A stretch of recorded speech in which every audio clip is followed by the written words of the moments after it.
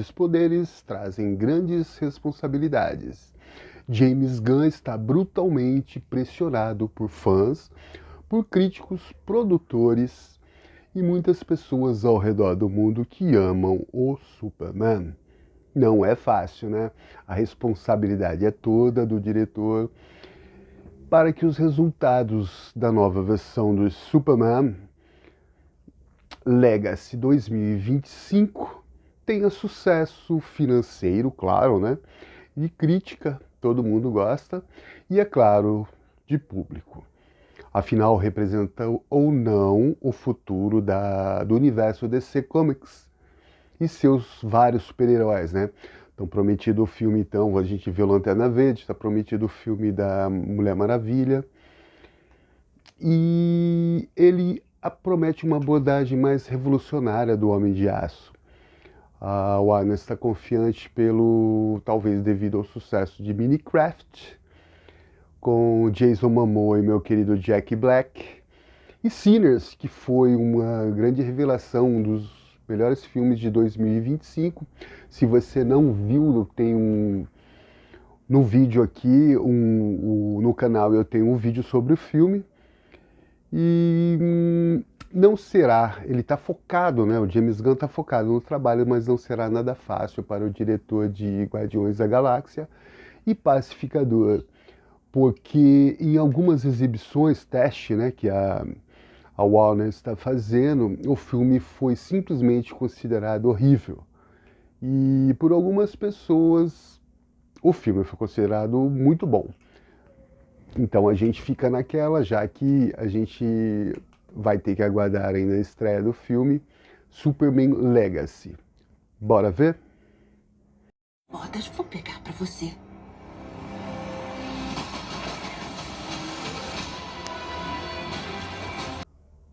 A história de Superman, então, todo mundo já conhece. Aquele planeta Krypton, o planeta está para acabar, vai explodir. Um cientista, né, chamado Jor-El decide tirar seu filho dali numa nave espacial. Ele manda o menino para o espaço, literalmente, e o rapazinho vem parar aqui no planeta Terra, onde a luz amarela do nosso Sol, que na verdade é branca, né? Mas tudo bem, ele lhe dá poderes especiais. E o garoto é adotado por um casal de fazendeiros que lhe ensinam como viver uma vida ética, com respeito ao próximo, empatia, né?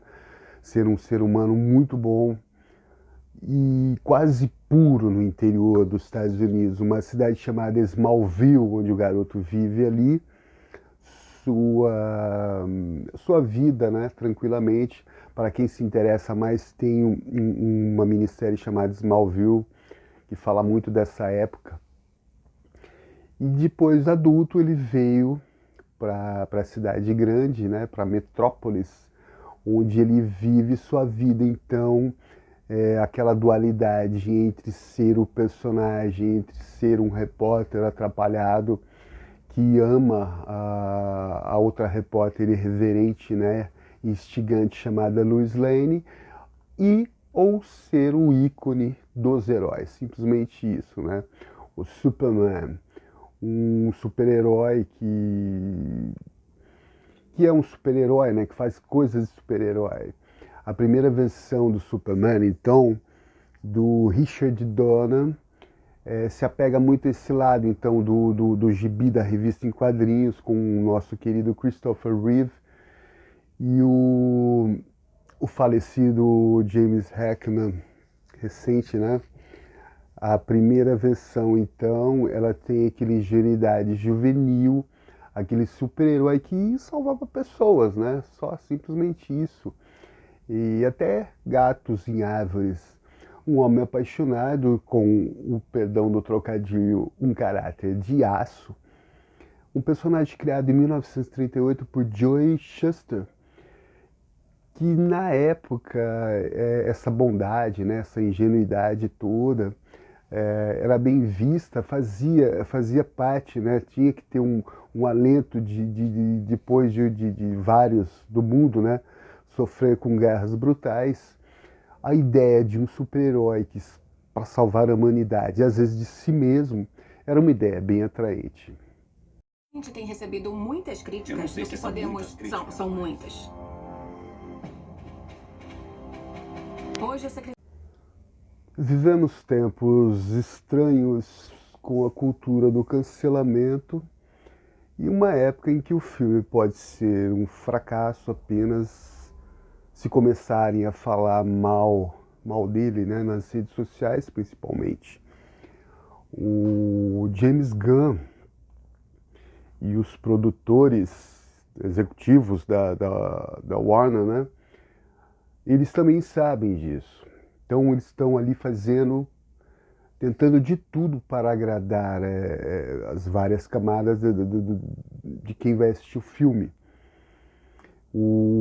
Mas então tem uma certa resistência natural porque o ator David Coverdale teve uma certa dificuldade devido à rejeição da sua versão de Superman, que eu particularmente gostei, achei legal, para os fãs do diretor Zack Snyder.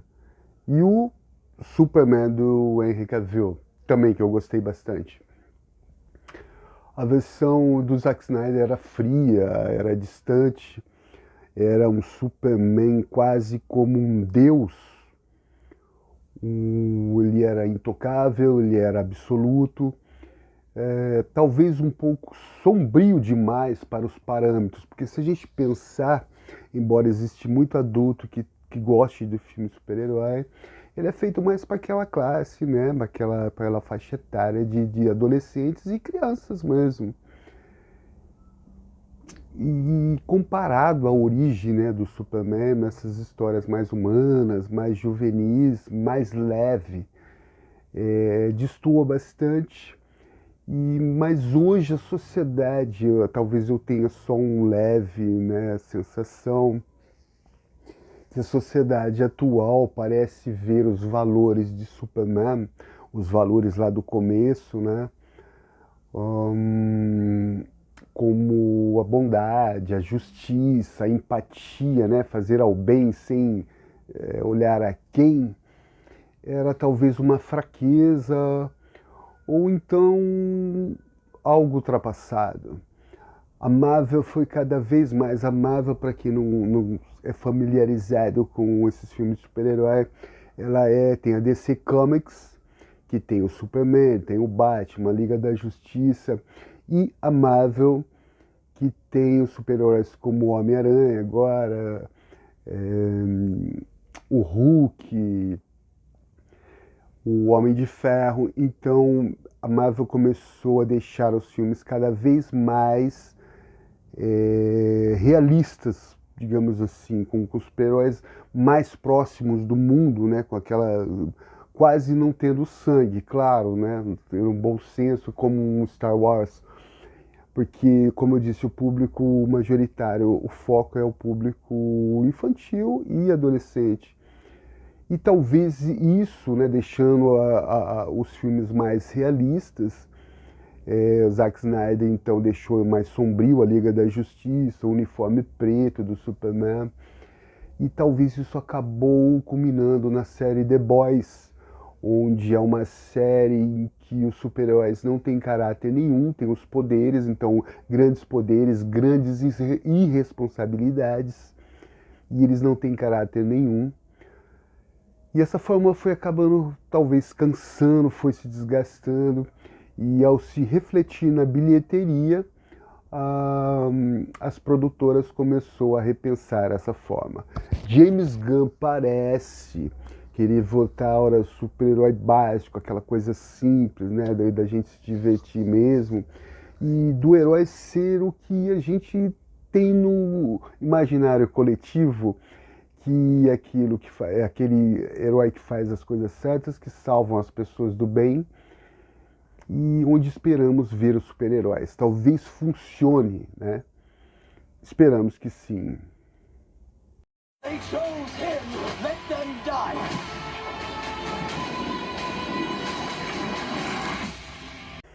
Foi-se o tempo em que, quando saiu o Homem-Aranha, né, do Sam Raimi, as pessoas olhavam, ficavam extasiadas, não viam falhas nenhuma. Era o sonho do super-herói, aquele quase estático que passava na sessão da tarde, nas TVs abertas, onde o super-herói ficava praticamente parado ali, né? Com os desenhos basicamente de Jack Kirby, se não me engano, até a primeira mesmo, o que foi o Homem-Aranha. Antes, claro, o Richard Donner, mas havia um limite, a gente não tinha tecnologia, não tinha os efeitos especiais que temos hoje. E era só alegria, né? O universo dos quadrinhos haviam passado para as telas. Foi uma jogada, claro, que muito lucrativa, digamos assim, das produtoras, porque já há muito tempo os roteiros de Hollywood já não conseguem ser original. A gente vê um monte de remake surgindo aí. Então é natural que alguns fãs reclamaram dos efeitos especiais, principalmente as cenas em que o Homem de Aço está voando. O James Gunn rebateu, né, veemente, já dizendo que era cena 100% práticas, ou seja, sem efeito especial, né, um mínimo de efeitos especiais. E ele foi dizer isso o quê? Nas plataformas digitais, né? Olha como o mundo então está mudado. Outras sessões testes do filme, né, que eles fazem muito, reclamaram que o filme tinha muito humor. Então estava muito engraçadinho, ou seja, uma coisa para criança, né? Tinha que ser leve mesmo. E o que aconteceu? Várias cenas cômicas foram cortadas. Reclamaram do uniforme, a velha briga da cueca em cima da calça, né? Uma coisa realmente estranha, mas, poxa, é um ícone, né? É um super-herói que vários outros depois vieram. E aí o James Gunn não. O James Gunn falou, não, peraí, aí não, né? Ele quer, como já demonstra, ele quer uma coisa mais aproximada mesmo.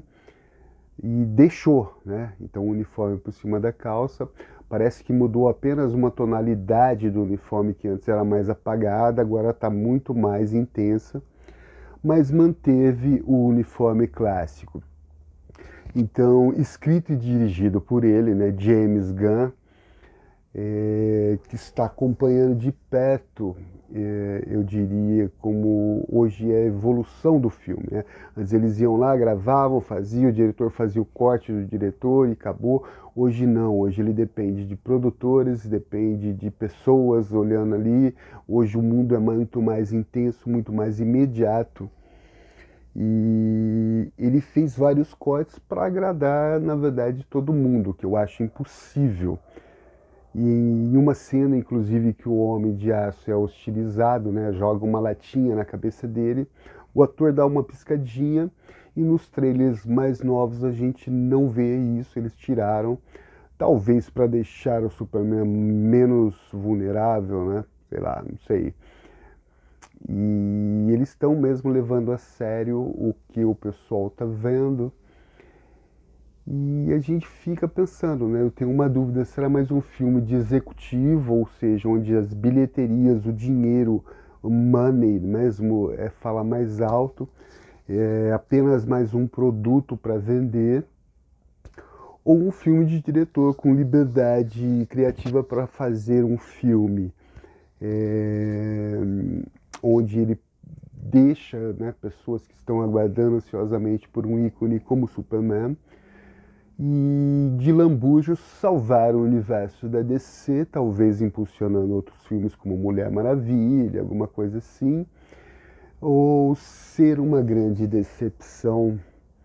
Teremos que esperar para ver, e a estreia é só, meus queridos, em dia 10 de julho de 2025. Até lá, vamos aguardar, e o próximo eu vou fazer então um react do trailer mais recente. Obrigado, se você não é inscrito, se inscreva aí no canal, eu agradeço muito, eu agradeço a companhia. Aos inscritos, amo vocês. Se você gostou do vídeo, deixe aí seu like, ajuda muito a impulsionar o canal. E um abraço. Obrigado.